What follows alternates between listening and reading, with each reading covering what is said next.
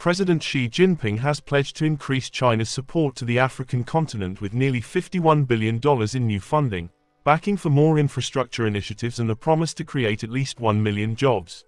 Xi told delegates from more than 50 African nations that China would carry out 30 infrastructure projects across the resource-rich continent, and offer $50.70 billion in financial assistance.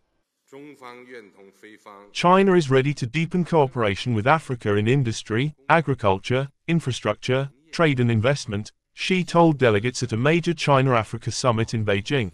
He called for a China-Africa network featuring land-sea links and coordinated development, telling Chinese contractors to return to the 1 billion-strong continent, after the lifting of COVID-19 curbs that disrupted its schemes.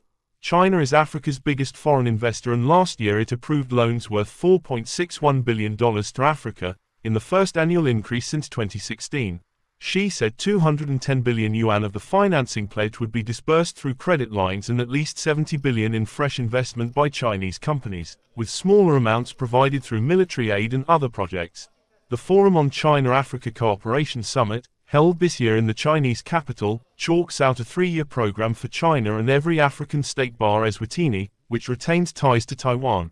Besides 30 infrastructure connectivity projects, Xi added, China is ready to launch 30 clean energy projects in Africa, offering to cooperate on nuclear technology and tackle a power deficit that has delayed industrialization efforts.